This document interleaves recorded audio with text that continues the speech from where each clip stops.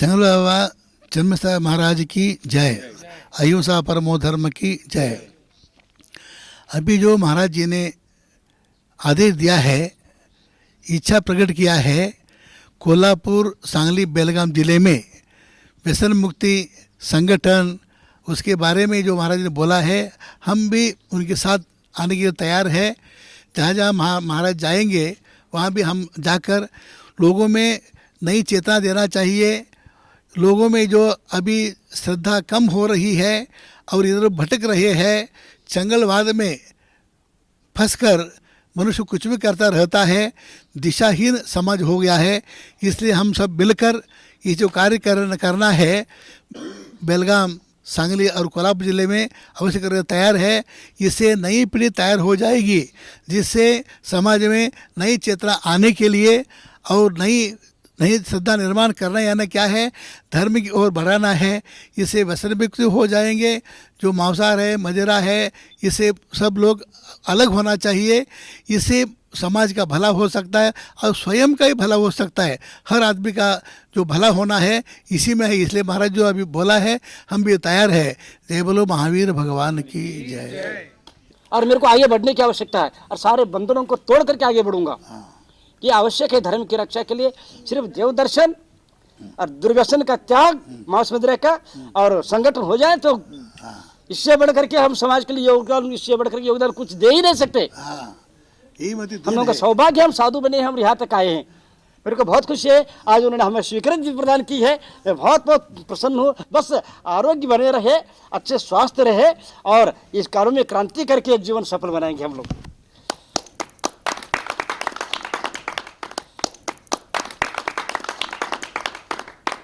हम सब लोग प्रभु से प्रार्थना करें, सत्पुरुष के लिए खाने पीने को मिले या न मिले, लेकिन वह शांति को प्राप्त कर लेता है। सुविधा में रहे या दुविधा में, संत सत्पुरुष वे हमेशा शांति को प्राप्त करता है।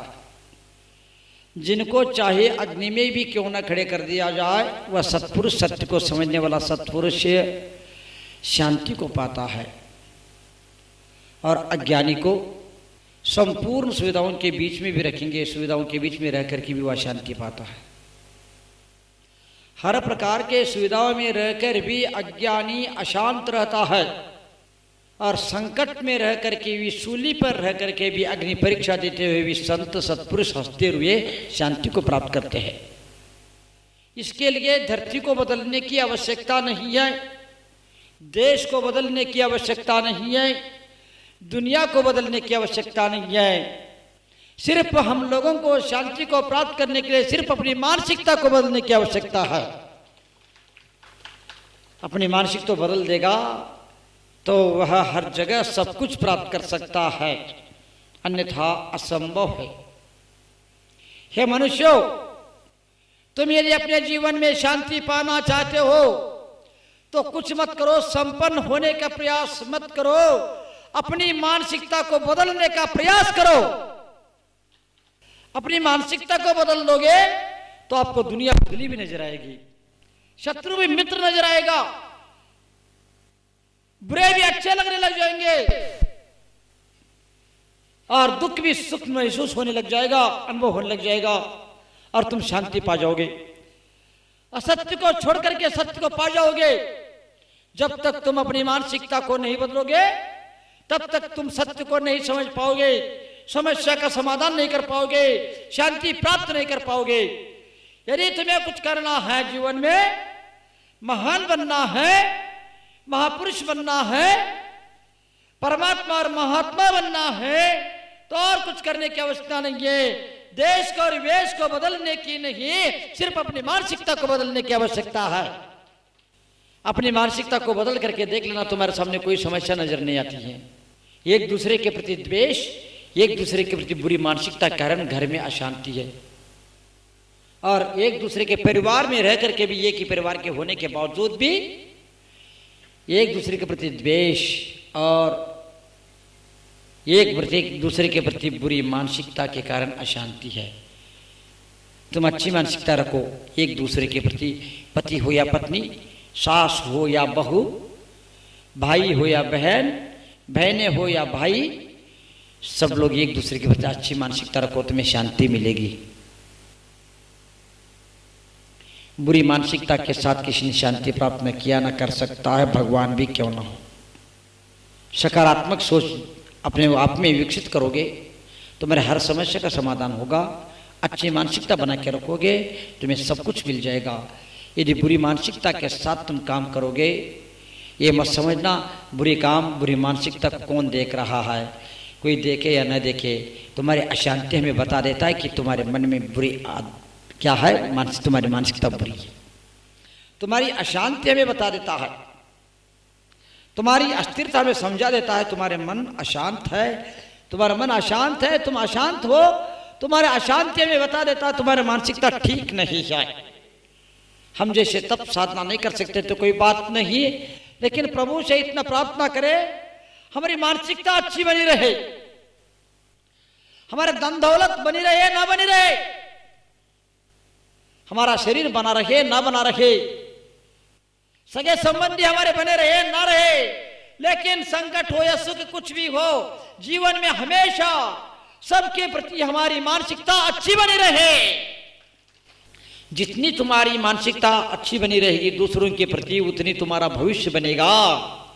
जितनी भावना अच्छी रहेगी, मानसिकता अच्छी बनी रहेगी, तो तुम्हारा भविष्य बनेगा, तुम भगवान बनने लग जाओगे। बिना अच्छी मानसिकता के, बिना अच्छे भावना के कोई भी भगवान नहीं बना है। संसारी प्राणी आज सत्य से नहीं सुंदरता से प्रभावित होता है। आप सबसे मैं पूछना चाहूंगा, तुम्हें सत्य चाहिए क्या सुंदरता?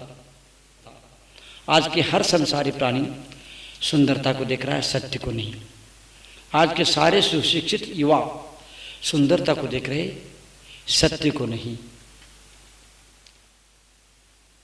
इसलिए आज उनका जीवन अस्थिर और असुरक्षित होता जा रहा है। आज के जितने भी पढ़ने वाले लड़के लड़कियां और जो कोई भी है, उनको सत्य चाहिए नहीं सुंदरता चाहिए, इसलिए उनका जीवन अस्थिर और अशांत होता जा रहा है। पहले के लोग सुंदरता हो या ना हो सत्य चाहिए, इसलिए वह सुखी थे, वह स्थिर थे, वह शांति को प्राप्त किए थे। क्योंकि सुंदरता को चाहने वाले अशांत क्यों होते महाराज? क्योंकि कारण क्या है, वह सुंदरता स्थिर नहीं है, इसलिए वे सुंदरता को चाहने वाले क्या होते हैं, अस्थिर हो जाते हैं। सत्य क्या है? शाश्वत है। सत्य क्या है? स्थिर है। सत्य में कोई परिवर्तन नहीं आता, लेकिन सुंदरता में परिवर्तन आता है। अभी जो सुबह की सुंदरता है शाम को नहीं, शाम की सुंदरता सुबह नहीं। अस्वस्थ अवस्था में उस सुंदरता को देखो तो कैसे लगती है, तब वो अस्थिर हो जाता है। उस सुंदरता को छोड़ करके उससे अच्छे सुंदर के रूप वो देखने लगता है। बस ये अस्थिरता और अशांति का कारण बनता जा रहा है, क्योंकि हम सत्य को नहीं चाहते, सुंदरता को चाहते हैं। इसलिए हमारा जीवन भी अस्थिर हो गया है, इसीलिए हमारा जीवन भी असुरक्षित हो गया है, हमारे शांति भंग हो गई है, हमारा सुख समाप्त होता जा रहा है। सत्य शाश्वत है, लेकिन सुंदरता अशाश्वत है, क्षणभंगुर है।